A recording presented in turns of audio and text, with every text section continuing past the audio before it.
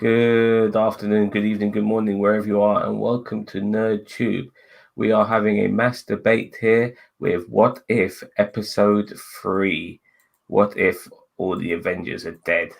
So I'm here with Silent Assassin. How you doing, my son? I'm all right.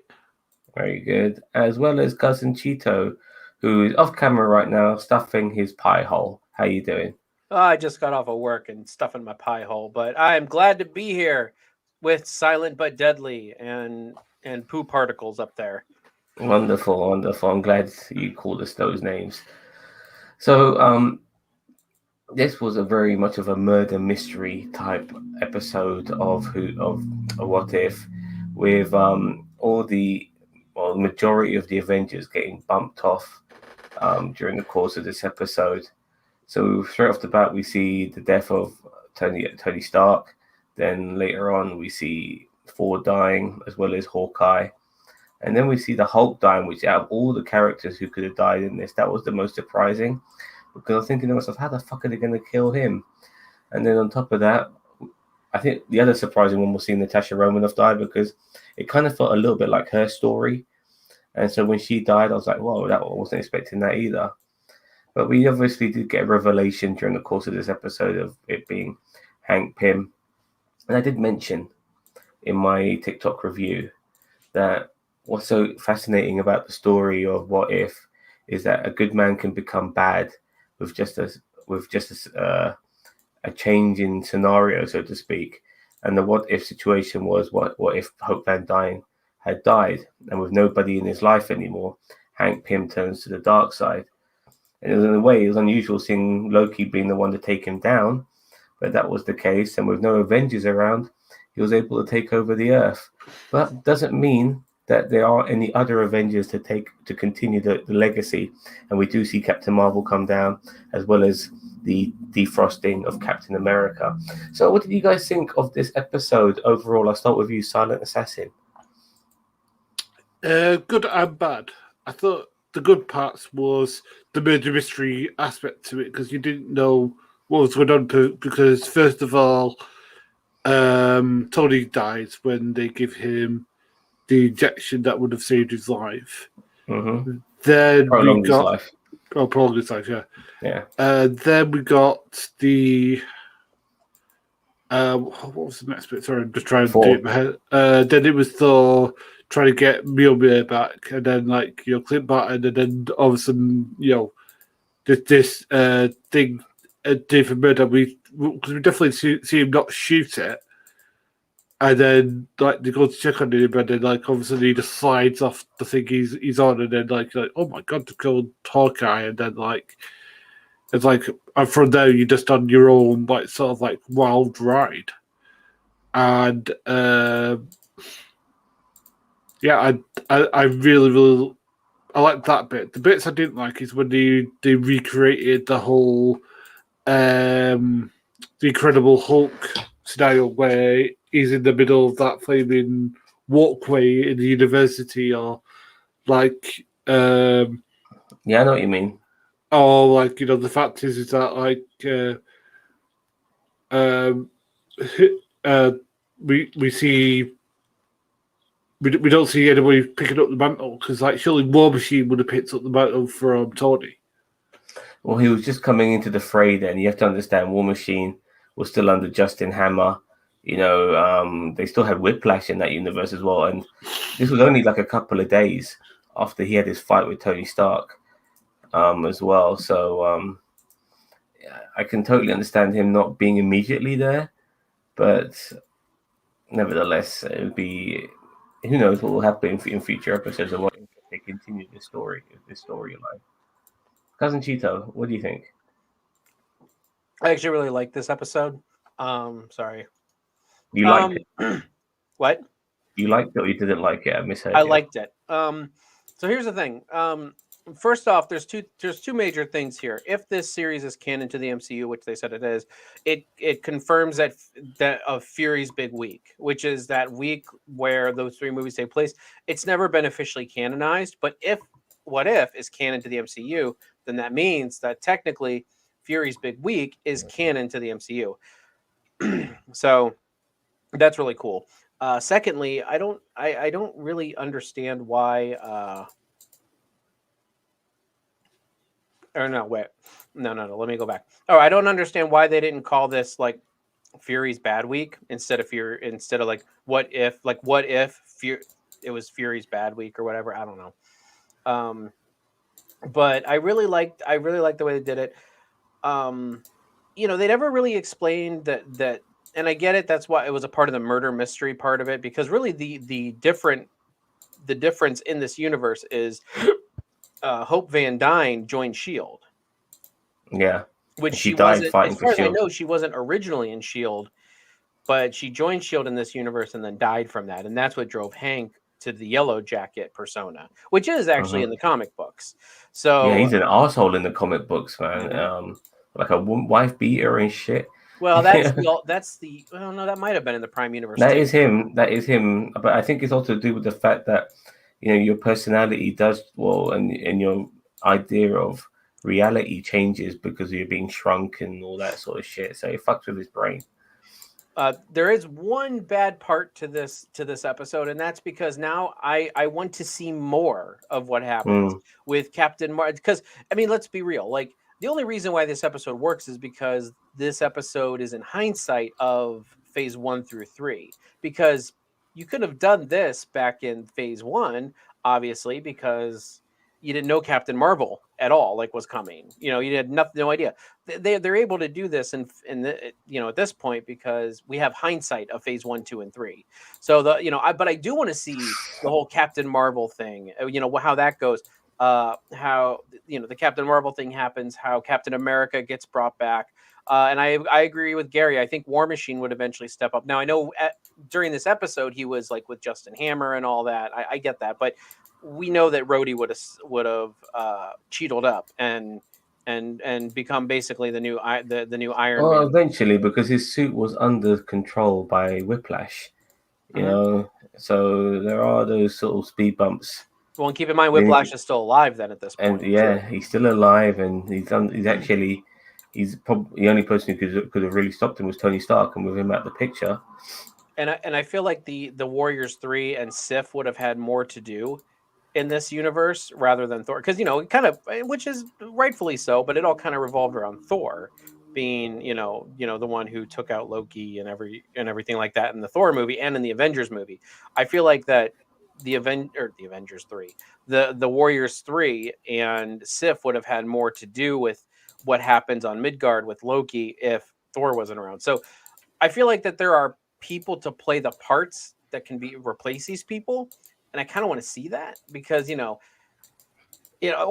have Captain Marvel that's basically the replacement for Thor, War Machine for Iron Man, Captain America's still Captain there. Marvel's replacement for all the Avengers, as far as I'm concerned. She's so Well, goddamn powerful. But the Warriors 3, they would pretty much be under Loki's control now, yeah, but under they his were. rule. Well, I feel like they would have. I feel like with the shenanigans Loki was pulling, I feel like they would have rebelled against him and joined Earth. Now, Now whether before they you, succeeded or not is a whole different story. But I feel like they would have seen what was going on and they would have gone against Loki. So are you guys surprised that they didn't manage to get Scarlet Joe back? I mean, I'm not, considering everything that's going on at the moment. no, this was before all This of was the recorded way controversy. before all that. This was way before the controversy. Apparently, she was done with Black Widow at the time of recording this, and you have to remember the film Black Widow is about 2 years old anyway, as Yeah, well. they recorded Before that back in 2019, I think. yeah. So, but what I want to know is who thought it was Loki killing everyone? Because I I didn't. did. You I didn't. didn't. No. Once he showed up, I didn't think it was him. But he's the No. got he's the trickster and all of that. It would have seemed maybe like a con done on his part, basically killing everyone off, but then trying to figure out who's by pretending that he's trying to figure out who's doing all the killings as a way of taking over Earth. This was his plan to take over Earth. So who did you guys think it was then before you found out it was Hank Pym? I thought it. Go ahead.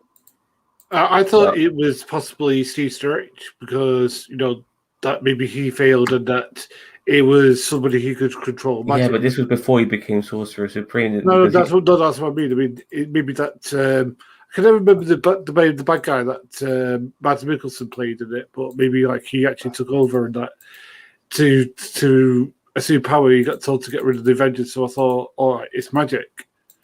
Because again, these guys are just dying willy nilly. It would have been better if it was the ancient one because she has the time stone, so that would have made a bit more sense to a degree. But yeah, I thought it was Loki. You thought it was that dude. What about yourself, Cousin Cheetah? Before the revelation, I actually had no idea. Truth be told, I was kind of along for the ride at that point. I mean, I guess it probably crossed my mind that it was Loki. I just didn't feel like it would be Loki. You know what I mean? Loki Like felt with like the a way red they were. herring. Yeah, I felt like it was going to be that would be the red herring, and I felt like, but I was not sure. I mean, I certainly didn't think it would have been Hank Pym. Like, I mean, just because he was nowhere to be found in this early in the MCU, so I just didn't correlate that with him. Now, I believe that the reason why they killed Hulk was prior to Avengers Endgame. A lot of people were saying, "Well, why doesn't Ant-Man, Scott Lang's Ant-Man in this case, go up Thanos' butthole and expand himself?" Now, that not really happened with Hank Pym, but he kind of went with that sort of route by making Hulk expand, and that's how he killed him.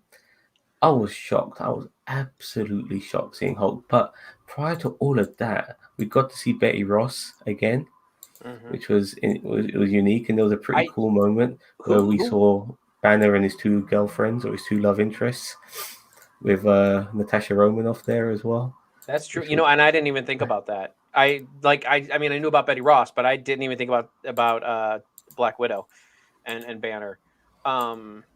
Who was it? Wasn't Liv Tyler who voiced? No, it wasn't her, but there was a whole bunch of It's people who. somebody who's doing the voice, doing a fairly decent impression of her. That's what it was. I was gonna say it sounded kind of like her, but I wasn't. I mean, it's been 10 years since that movie came out, so I'm like, maybe she sounds a little bit different. But I was like, it might. But it was Michael Douglas who did Hank Pym, by the way. Was it? I didn't really, look to see.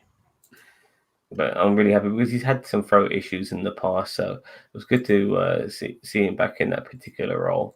Yeah, because I think he had throat cancer not too long ago. Yeah, it's amazing. It's good to see him that he's recovered, and he's still making movies and entertaining us. They did a good job at making him look psychotic in the animated form. Like, oh my god! I mean, yeah, like I said, the way he looked, I was like, oh, that's a crazy Hank Pym. Yeah, exactly. So this ended up being more of Nick Fury's story during the course of this, but it was really good to see Coulson back as well. Mm-hmm. I missed him, but also like the last couple of episodes now, what I love is just seeing the Watcher in the background when we get these wide-angled shots, and you see the Watcher just there looking and everything. Now, some people say he protests too much regarding him not interfering. Do you think he'll interfere at some point? No, because that's not what he does. I mean, he has in the past. I mean, you can't say that's not what he does because he hasn't. Now, does he often? No, but he has in video games and in comics. I think he will. I think he will not interfere directly, but I think that he's going to be one of the components that brings these multiversal heroes together. Not Strange. Like Strange will be there, but I don't think it'll be them Strange bringing them together. I think it'll be the Watcher bringing them together, but then the Watcher being like, here is what's going on. Like, you need, I cannot interfere, but you can. Yeah. Well, everyone has always thought that Chris Hemsworth was a beautiful man, and they kind of played on that as well in this episode too. Even while he's rotting away, dying, he smells of lavender, which was interesting. Seeing Clint Barton die was absolutely shocking as well. But I want to bring on the power of the Ant-Man now, because sometimes the Ant-Man gets treated as a joke. Oh, I'm Ant-Man, I can turn really small. He killed off 5 fucking Avengers. You know what I mean? And so some of them who thought could never be killed, like the Hulk. So a lot of respect. I mean, you have to understand. I think Hank Pym, when it comes to being the character of, being the hero or being able to, best facilitate what Ant-Man can do, Hank Pym is better than Scott Lang, without a doubt. I think Scott is a purer person than Hank Pym. I think the science of it all makes Hank Pym can go off the rails like we saw here. But it just goes to show how powerful Ant-Man is, and I really, really appreciated that. I mean, that's one thing I've been preaching for years. Like even before the Ant-Man movies came out and stuff like Ant-Man. Ant-Man is he sounds like a joke character, but he's really a powerful Avenger. And I mean, because not only can he, get large, get small, like yada, but he can, in some instances he can change his not density, but his like the because when he's really small, he still hits at the size of a normal human, and then when he gets big, he can also hit at the size of a larger object. You know what I mean? Like so, I guess that's probably just the wonky physics at work. But Ant-Man's always been an interesting character just because it's so goofy, but it's so powerful. And you're right. Like, why didn't they? Why he could have just jumped up Thanos's butt and expanded, and this whole thing would have been over. Like Well, Thor's like, I went for the head. Ant-Man's like, I went for the butt. Paul Rudd is Scott Lang, yeah, and he actually said he understands the theory, but he keeps telling people, why do I have to go up his fucking asshole? Can't I get into his body in a different way, like through his ear or through his mouth or through his nose? Why does he go through through the pores of his skin? Why did he have to go through his fucking asshole? Because he's got to. Because if he's lower down in the body, then that means that when he expands up, he'll take more of them out. I want, before I forget this, I'm sorry, I need to quickly get this out. We never saw the guy who Tim Roth's character, which is kind of surprising because Abomination. Yeah, but what was his character called again? Blonsky. Yeah, Blonsky. Yeah, Emil Blonsky. I don't remember his first name, but it's Blonsky is the last name. Emil Blonsky. Say again? Emil Blonsky. Well, we never saw him in that scene. You're right. When the Hulk was there, because he should have been there, and he wasn't there. Now, well, but keep in mind at the beginning of that scene, they didn't call him in yet. Like he wasn't there in the beginning. They called him in mid battle, so he might have been there, but like just Ross hadn't called him in yet. Might have been. Fair enough.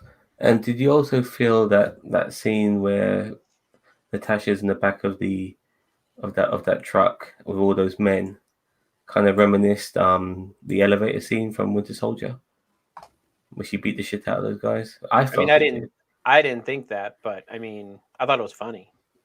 It was pretty cool, and the Hydra is still in there, by the way. Oh yeah, there was another person who I thought it could have been. I thought it could have been Hydra in some capacity, killing off the Avengers. The thought did cross my mind. I was thinking it might have been a Hydra story, but Hydra is showing their cards earlier.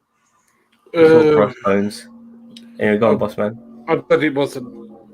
Again, the thing is, when he was I knew it was a series when it's hope. It's all about hope. And I was like, oh yeah, it's Hank Pym. And then like, I did back up when Nick Fury pulled out the beeper and stuff like that. I did mark out, and it's great to see Tom Hiddleston back as Loki. It was great to see. The other thing, as I said, the things I didn't like was the callback to Incredible Hulk. Because it's like you couldn't tell your own story there. Or the other thing I didn't like was the fact that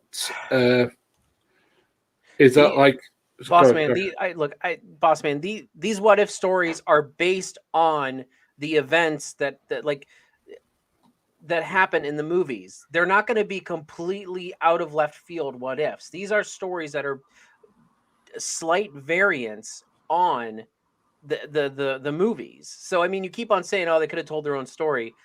They are for what the show is. And that's why T'Challa was extremely different simply because we got a kid from birth. I mean, not birth from a young man who was out with the Ravagers, and so after 20 years, so much would be different. I mean, so much so that we didn't have the Guardians of the Galaxy, for fuck's sake. It was him and the Ravagers. So there were major differences there. But when you're just doing a little tweak here and there, you can only change so much, because with Captain Carter, basically Steve and Peggy switch roles. There's not going to be much changes there. No, And see, same I with this. see. This is what everybody says, but it's like you got a whole freaking Iron Man suit in that one. Like, No, I agree. I agree. The word change. It's not like there wasn't changes, but compared to the T'Challa story, where from a kid he's flying with the Ravengers, there was a totally different story. It was nothing like Guardians of the Galaxy at all. But when you're following, when you're just making a tweak here and there, like you did with episode 1 and episode 3, Boss Man, you can only change so much. And even then, all the Avengers dying, that was a big fucking deal, man. So No. I absolutely 1,000% agree. It's just that the thing is that the thing in the Incredible Hulk happened, like I mean, I think that it would have happened differently than it did in the. See, but again, as Cheat was saying, I loved it when he just continued to grow and then he burst. It's like, oh my god! It's like because I've never seen the Hulk die before. Because usually, like he's invulnerable. Like they literally hit him with the everything but the kitchen sink, and probably including the kitchen sink as well, and he never even faces it. Whereas this, like it just took like some thing inside of him to expand his. no, but it also they use Pym particles to expand his cells until he exploded. Is what it seemed like they did. So I mean, because he threw that whatever that device was, that Pym device, he threw it. I believe that was on his heart or something. So I mean, whatever. I mean, so either his heart expanded until he exploded, or so it's not like it was like a bullet hitting him. It was like Hulk's own body turning against itself and then exploding. And I mean, that gunshot was not one of Ross's guys. It was Hank going. He probably somehow got the gun to shoot himself, and then he was inside Bruce's body, and then he could start working his magic, which is to kill the Hulk. And him being a mad scientist, he would probably know how to do it.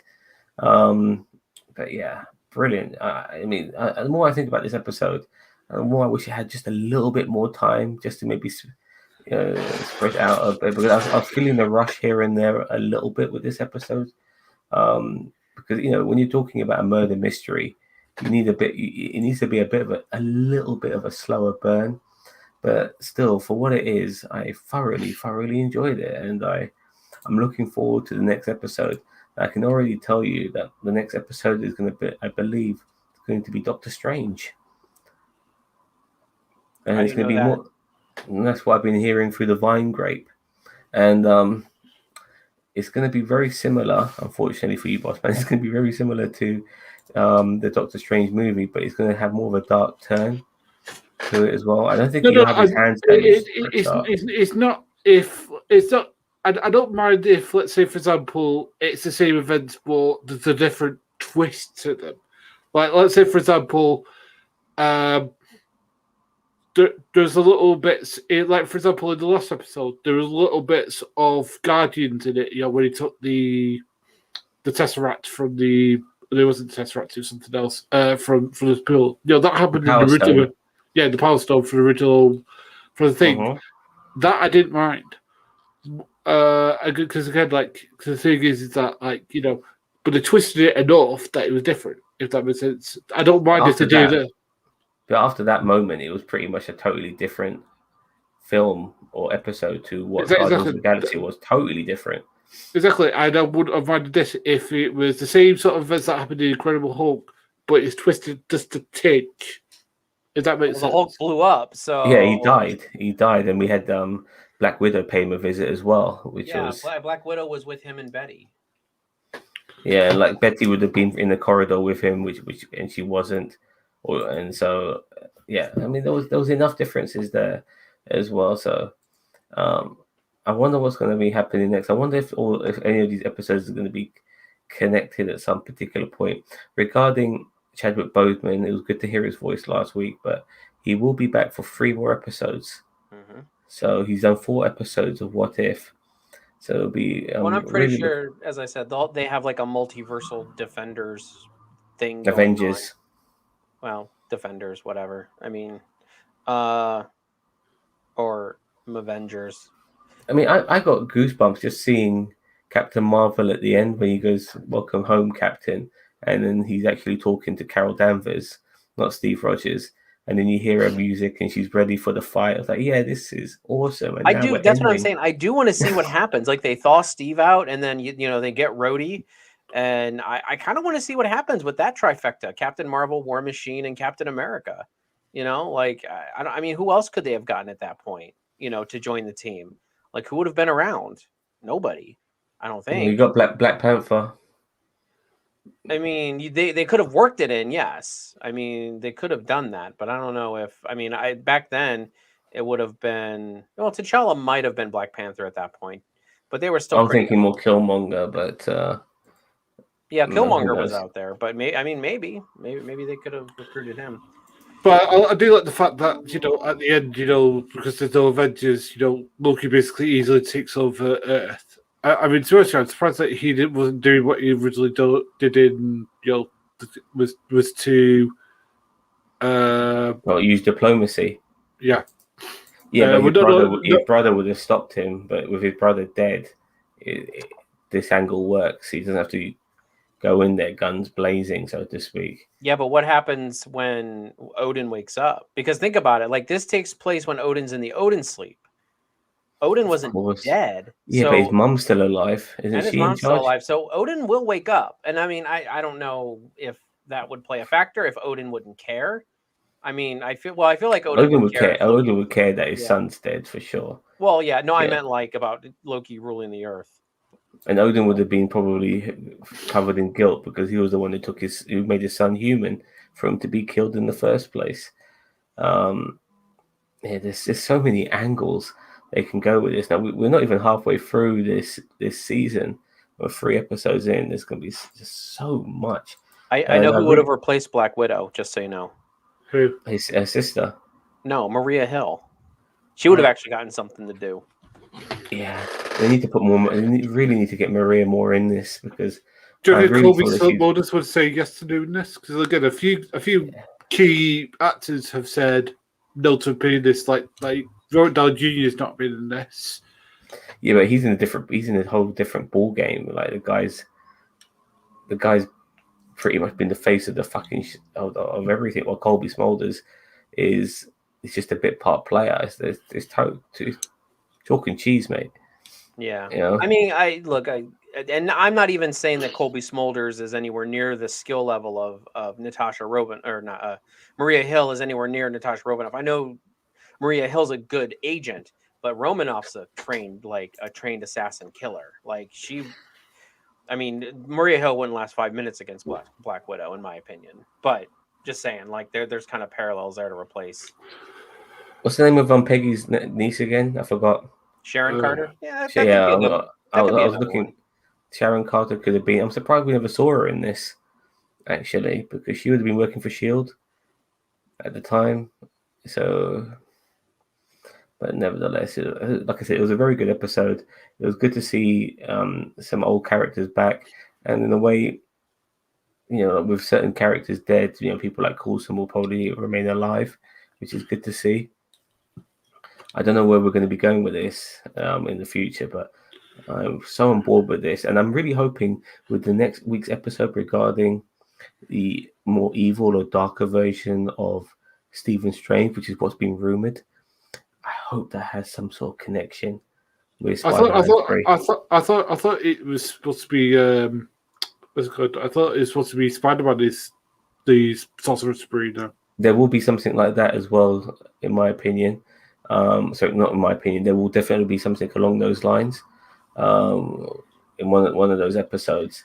But I think next week is because I feel Stephen Strange becomes like one of the things that makes Iron Man is being humbled, and same with Doctor Strange being humbled. And if he doesn't get that humbling, and he still thinks he's the fucking cream of the crop, and the earth shines out of his asshole, he'll turn into an evil asshole if he ends up being Sorcerer Supreme without that humbling. Okay, another thing that I think that hasn't been mentioned that I think does, Jeffrey Wright as the Watcher is so good. His voice is so because again I don't know if it's what I would choose for the Watcher, but it seems to fit like a glove. The fans are just like, I am the Watcher. What you need to ask yourself what questions. It's like, and already like you lean in a bit because he's quite softly spoken, but he's speaking with authority. He's sort of like Morgan Freeman, but a bit more gentler than Morgan Freeman. He's a voyeur, mate. He's a proper voyeur.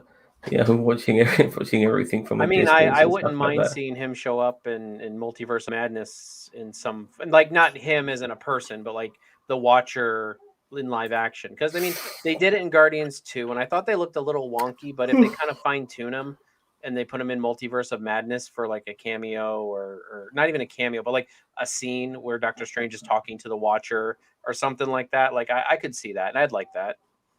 I'd want it to be Jeffrey Wright, just kind of half costume, like half CGI. No, I want it to be Jeffrey Wright, but they still make the Watcher look like the ones we saw in Guardians. Yeah, but just they looked a little wonky. They just need to fine tune it. Yeah, they fine tune it for sure, but that's kind of what they've gone with now. So just give put Jeffrey Wright's voice in those guys, and I'm happy. I'm happy with that, and it'll be interesting to see what they do with him in the future, and the fact that he just watches, like he just watches all this shit pan out. It's going to be interesting. I know we're going to be getting certain characters back. T'Challa's going to come back. Peggy Carter's going to be coming back. Don't know about anybody else. I think actually Doctor Strange, when he makes his arrival, he will come back as well, because I did see a clip of Carter and Strange. So back to back. Yeah, I've seen that clip too. So it's going to be interesting as well regarding all of that. And yeah, like I said, like, just trying to connect all the dots here is just going to be absolutely fascinating. I can't wait. I can't wait for the next episode. This is this whole multiverse thing is absolutely fascinating, and I get a bit worried that maybe Kevin Feige's opening up a massive can of worms here at the same time regarding the multiverse, because it's all types of shenanigans and all types of craziness. We've seen it in this show. We've seen it in Loki. We're going to see it in Spider-Man. We're going to see it in Multiverse of Madness. I really hope he can pull this off before it becomes a proper brain fart. You know what I mean? Well, they just need to keep their cards close to their chest, and Kevin Feige needs to just rule over. Like, I feel like with Kevin Feige, as I hate to put all that on him, but at the same time, you need to have one figurehead making the decisions with all of this. So Feige knows what's going on in WandaVision and what's going on in Shang-Chi and what's, all different facets of the MCU. So he knows what's going on in all of these, and he's very, very involved. Like, this Marvel has done this right from day one, because they have one person over it. They have one person in control. And not that he's controlling them. He doesn't micromanage them, but at the same time, he's making sure all the pieces fits. There's not very many there's a couple, but not very many inconsistencies in the MCU. And I attest that to their strategy of keeping one executive producer over everything, and that's Feige. Yeah, but with having Sony in the mix, is with the Spider-Man stuff, it's gonna make things difficult. Well, and that's why I say there's like Sony inconsistencies across the board, because you're right. Feige's not over all of that. Now, Marvel Studios is doing the Spider-Man movies, but that doesn't mean that that Marvel Studios has the final say on stuff. But but I think that the thing they've done well in this is that they are telling original stories just with slight twists on the properties they have told before. There's going into left and right fields with that, which again, as I said, I have no problem with. Again, as I said, Peggy Carter one I didn't particularly care for, just because I thought it was a pretty lame remake of. I'm just hoping that, like, the new Stephen Strange one is going to be just like what if Steve Strange was an evil asshole, and I just wanted to go with that premise and see. I want that to be the title. What if Stephen Strange was an evil asshole? That's what I want the entire title to be. It's going to be more the fact that it's not about necessarily being evil. It's more the fact that he never got humbled. If Tony Stark never was in that cave and had a chance to self-reflect, he would never have become the hero that he became. And same with Stephen Strange. If he never lost everything and was down on his luck and had to rely on people, then he would never have become the hero that he ended up becoming. And you get given all this power without being humbled, I think it's just going to make you a different person, so to speak. Maybe more callous, not necessarily evil, but definitely more callous. That's for sure. And I hope that the Stephen Strange we see in Spider-Man 3 is not our Stephen Strange. It's maybe the one we see from Loki's variant bollocks, or from What If. That's what I'm really hoping, because that would be amazing if we get that. Well, I disagree with you, but that's okay. Okay, but why do you, what? Sorry, Bossman. Why do you disagree? I don't want it to be a variant of Doctor Strange. Like I think that it should be Doctor Strange, and they screw things up because Doctor Strange has also screwed things up in the comics and everything like that. So I mean, like, I don't understand why it would be awesome for it to be a variant of Doctor Strange messing things up. Let's have the actual Doctor Strange messing shit up, because he still does have those arrogant, like, the reason why he does that spell even though Wong tells him not to is because Doctor Strange still has those little arrogant tendencies to Yeah, him. I agree. I mean, so I feel like that if it's like, oh, well, what this is a variant of Doctor Strange, I feel like that takes away from the character of Doctor Strange, because he's still on a growth as a character. Because in Infinity War, he didn't have much to do except for a really cool fight and argue with Tony Stark. In Infinity War, he was just in the final battle. Like, so I mean, he's still honestly growing as a character. He's only had one full movie, and two partials, pretty much at this point. Could I just say that, like, I don't know, different variant, that I'm so glad that I'm just happy if Andrew Garfield comes back. As I said, the thing is that, like, I saw a couple of interviews with him today because I watched them, of him talking about, like, how much he broke his heart that what happened with the Amazing Spider-Man happened to him, and it's just like, it's like, my God, this guy wanted to be Spider-Man so badly. He just got screwed just because. I liked Andrew Garfield as Spider-Man and Peter Me Parker. too. I get it that he was written a little wonky, but I liked him. I thought he was pretty on the nose, look-wise, and even some moments as Peter Parker. He was probably, and honestly, I feel like Tom Holland is a little bit too cool to like cool looking to be like. I think that of Andrew Garfield, dude. No, I don't feel like I that's think that.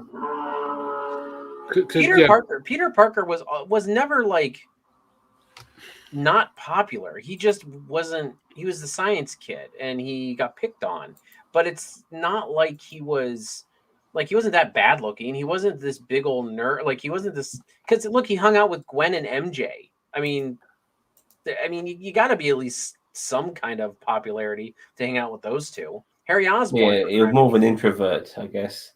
Yeah, like, I mean, I wouldn't say that Peter never struck me as somebody who's like this just really reserved nerd and was like, yeah, I don't know, I did, Doc Ock stole my stapler. It's like he was very sociable, and he was very interactive, and he had good friends. It's just he got picked on. He was a science nerd, and I felt like they did convey that in the Amazing Spider-Man pretty well. Okay, we're getting off topic. I'm sorry. We're going back to the quips and thwips now. No. It's all right. It's just I think that this is what this whole multiverse thing is making us think of, is that we can get infinite possibilities. Yep. And that's the whole thing. It's definitely frying my brain. But I'll tell you what, boss man. A lot of people are going to be very unhappy. Well, once we get not a resolution to the multiverse, but after Multiverse of Madness, I think a lot of people will be expecting, or would have expected, certain things to happen. And, whether it be from Spider-Man or whatever. And we're not going to be getting necessarily everything that people expect to happen. Well, regarding Garfield and Maguire, how much of them are we going to get, if we get any of them at all? That shit could still be rumor for all we know. You know what I mean? It honestly really could be. It could be just fans making up shit and not realizing that it's just gone on this hype train out of control, because we haven't seen Tobey Maguire, we haven't seen Andrew Garfield in the trailer. They could still not be in this. If you think about it, there's a good chance, and if that happens, then people are going to be really fucking upset. So we just have to anticipate these things.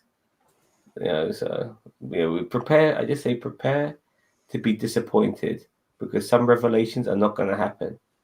You Or know, like just Mephisto. or just take a movie for like what it is, you know. Like, I mean, No, I I get if it's agree. I bad, agree. but like, But people are theorizing all types of shit.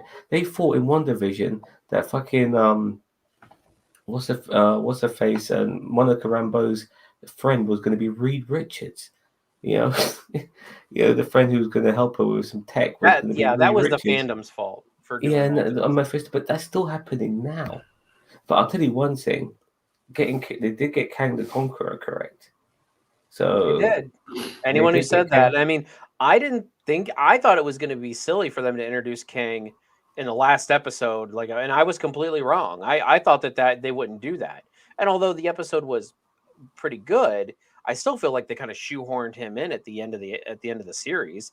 It was basically like an Iron Man 2 moment where you're just kind of you're using that last episode of Loki to kind of expand the whole universe of the MCU rather than coming to a conclusion with this whole Loki thing. I mean, I that's another topic for a different day, but I mean, And the funny thing is, regarding multiverses and stuff, if anybody needs to be in this what if shit, it needs to be Kang at some point, because he's a bit like the opposite to the Watcher. He makes all this multiverse shit and he interferes and stuff. So it's going to be interesting to see what happens. I'm very much looking forward to it. Now I'm pretty much done talking about this. You got anything more to say, fellas? I'll start with you, boss man. Nope. I said everything I need to. And Cheeto. I think that Marvel is copying DC with Flashpoint. Oh, sorry, boss man. I didn't mean to steal your thunder. We have to have it once in every stream. Well, yeah. Well, I'll tell you this. I think Marvel are definitely copying DC one thing, and that's Kang the Conqueror being their version of the Reverse Flash. Other than that, and even then, I'm doing you a favor by saying that because I don't really truly believe that. But nevertheless, I really look forward to the next episode and tomorrow. In case you're still watching, By the way, to see if you watch it, you always a good apocalypse bitch. That's what I'm gonna say. Fair enough. And yes, they do owe us an apocalypse. And just to conclude all of this, tomorrow we'll be doing Lower Decks episode 3. 3. Yep. Yeah. Okay. So we're doing that, and we'll be concluding the week with some more Titans episode 5, I believe. And also, if you're lucky, you might catch us doing some stuff over the weekend. And Bossman, he's got an episode of Stargirl out as well on our YouTube channel. So keep an eye out for that as well, please. Don't forget to look for that. And once again, don't forget to subscribe to NerdTube. We are, without doubt, the greatest YouTube channel you never fucking heard of. We'll see you cunts later. Thank you very much for watching. Have a nice day. Live long and prosper, motherfuckers.